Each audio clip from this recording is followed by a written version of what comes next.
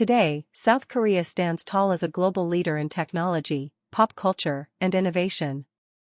Known for Samsung smartphones, Hyundai cars, and the explosive rise of K-pop, it's hard to believe this nation was once among the poorest in the world. In the 1950s, after a devastating war and decades of colonial rule, South Korea's future looked bleak. And yet, just a few decades later, it became one of the fastest-growing economies in history. This is the story of how determination, discipline, and a vision for progress transformed a struggling nation into a powerhouse of the 21st century. Welcome to Ms.Shortcut. Today, we explore the breathtaking development journey of South Korea, what many call the miracle on the Han River. Historical background. To understand South Korea's rise, we must start with its painful past. From 1910 to 1945, Korea was under harsh Japanese colonial rule. During this time, Korea's resources and labor were exploited, its culture suppressed, and its people marginalized. After Japan's defeat in World War II, Korea was suddenly liberated, but not unified. The peninsula was split along the 38th parallel, the north backed by the Soviets, the south by the United States. Then came the Korean War, 1950 to 1953, a brutal conflict that left millions dead and the country physically and economically devastated. Entire cities were leveled, and South Korea's GDP per capita was comparable to the poorest nations in Africa at the time. After the war, South Korea received limited international aid, and its future looked uncertain.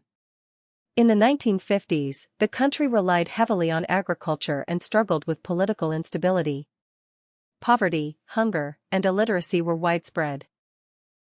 Turkic friendship in South Korea had its own particular place in the country's history. Turkey had South Koreans back against North Korean and Chinese forces at the Korean War in 1950. Of the 721 Turkish soldiers who died in the war, 462 were buried at the United Nations Memorial Cemetery in Busan. The two countries became even closer during Gokturks, when the ancient Turkic state supported the ancient Korean kingdom of Goguryeo. Because of the long history of friendship between the two countries, people often call the relationship between Korea and Turkey the Korean-Turkish Brotherhood. But what followed in the coming decades would be nothing short of a miracle. The miracle on the Han River. In the 1960s, South Korea launched a bold plan to reshape its destiny. At the center of this transformation was President Park Chung-hee, a former military general who took power in a coup in 1961. Though controversial, Park's authoritarian rule brought a clear vision for economic reform. Instead of relying on foreign aid, South Korea focused on export-driven industrialization. Park's government channeled credit into specific industries and incentivized large businesses to grow, giving rise to powerful conglomerates known as chaebols, like Samsung, Hyundai, and LG. The government also invested in infrastructure projects, such as highways, ports, and power grids, laying the foundation for industrial growth. By the 1970s, South Korea began exporting textiles, steel, and eventually electronics. Despite limited natural resources, South Korea leveraged its disciplined workforce, strategic planning, and partnerships with international markets, especially the U.S. and Japan. This era of economic transformation came to be known as the miracle on the Han River. From 1960 to 1990, South Korea's GDP per capita rose more than 20-fold. By the 1988 Seoul Olympics, the world saw a very different South Korea, one ready to take its place on the global stage. While the rapid growth came with sacrifices, long working hours, environmental costs, and limited political freedoms, South Korea's transformation was undeniable. Technological and industrial rise. In the 1980s and 1990s, South Korea doubled down on technology and innovation. The chaebols evolved from basic manufacturing into advanced technology. Samsung moved from producing black and white TVs to becoming a global leader in semiconductors and smartphones. Hyundai shifted from building boats and cars for domestic use to competing internationally. The government supported research and development, encouraged foreign investment, and protected key industries. By strategically opening up its economy, South Korea avoided being trapped in low-wage manufacturing. Education became central to this vision. Schools emphasized math, science, and technology, building a generation capable of working in complex, high-tech sectors. The literacy rate soared, and universities became world-class institutions. By the late 1990s and early 2000s, South Korea was no longer just catching up. It was leading in key industries like electronics, shipbuilding, and automotive. Seoul, once a city in ruins, became a high-tech metropolis with bullet trains, skyscrapers, and broadband internet long before many Western cities. Even after the 1997 Asian financial crisis, South Korea recovered quickly by reforming its banking sector and modernizing its economy. Today, South Korea ranks among the top countries in patents filed, internet speed, and innovation, proof of its long-term commitment to progress. Education and workforce. If there's one force that powered South Korea's rise, it's education. Families view education as the key to success, leading to a highly skilled and competitive workforce. Students spend long hours preparing for university entrance exams, and the pressure is intense, but so are the results. South Korea consistently ranks among the top nations in math and science performance. The country boasts one of the highest rates of tertiary education in the world, with a large portion of the population holding college degrees. This focus on learning created a knowledge-based economy, one that could adapt to digital revolutions and technological shifts. It also gave South Korea the human capital needed to compete globally. Government programs and private investments in STEM education ensured a pipeline of engineers, researchers, and entrepreneurs ready to drive the next wave of innovation. While some criticize the rigid and stressful education culture, there's no denying that it played a vital role in shaping South Korea's economic miracle.